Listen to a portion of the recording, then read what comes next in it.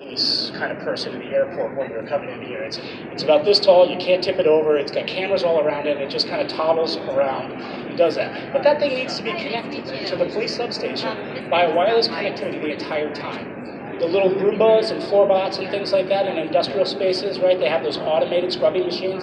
Those have to communicate with the system. So the same system you're building to delight your consumers that are coming into your retail establishment also has to think about the thermostat maybe communicating over that. Or the robot that's screening, watching, scrubbing, doing something has to communicate as well, right? But all that's predicated on a strong network with great throughput.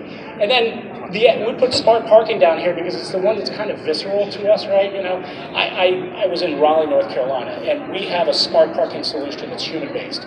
It's guys with the little light-up things, and they're about 80% accurate, because every time you pass a floor where they say floor closed, you can count that there's spaces there, right? And you're upset, or if you get motioned down a blind alley and there's no spot for you, right? You're really upset. But smart parking is predicated on a strong network, right? So all these bells and whistles that we want to put around to delight people have to have a strong network to ride on top of. So how can wireless connectivity help retail? Well, concerns profit loss, right? So some of those sensors that we put on things, or those people that help us augment our security in those retail spaces, rely on that network connectivity, right? If we're going to videotape someone and it's a remote video, we're going to have to get that signal back, right? Declining foot traffic, we see that, right? So there's ways to increase foot traffic, and it's not just an experiment, it's science, right? You can see this with logic, that you've done an action and you've been able to get foot traffic to come up. Attracting and keeping tenants, right? It's about that delighting guests with that guest experience in your retail establishment, right? We want to make sure that they have the experience that they want when they pull out their phone to snap a selfie with that hand. So I go shopping. A lot of times I send pictures back to the people that are near and dear to me, my wife and my daughter, and say, what about this? What about that? Right? So I have to have connectivity because I'm sending something back. I'm colorblind, by the way, so I can't tell what colors are. So I'm sending pictures of things back to people that aren't colorblind so they can tell me not to look like a rodeo clown when I get dressed and leave the store. Renovations, theft, and loss, right? These are concerns that we have in the retail space. The benefits of reliable connectivity, additional revenue streams. You can't see this, but this is an example of putting an offer on that first screen that someone sees when they go into Wi-Fi. And it's gotten to the point where you can have somebody with no technical ability, just the ability to drag and drop a picture, customize a portal like this. And we can show you that at our booth, actually. We can show you customizing a portal in like 2 seconds.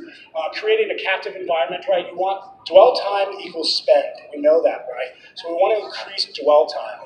And by providing connectivity to places, you do increase that dwell time. You give people a reason to stay, which gives them a reason to spend more, right? User-centered retail and advertising. When we build systems for malls, we can make each access point different. So you get a different offer at each access point. So when I'm in front of Baskin-Robbins, I'm getting a free double screen. But when I'm in front of the stereo store, I get, lower cost cables or something like that. So you can customize the user experience as they're walking through your retail environment, right? So again, better experience, more dwell time, right?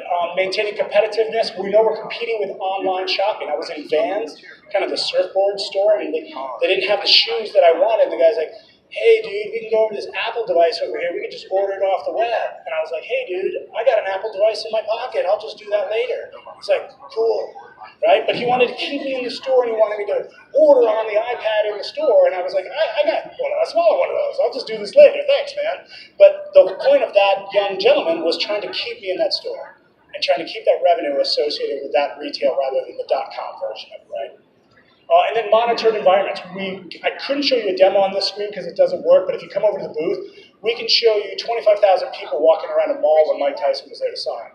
And we can show you where everybody is. We can show you exactly on the network spiking, exactly when Mike Tyson gets there. And you can see the upload speeds in the mall, or the upload density in the mall, people uploading photos to the web of them and Mike Tyson goes through the roof. When he shows up, we know the minute that he's there, we don't know the minute he leaves, but it trails off precipitously, people uploading pictures after Tyson left the building.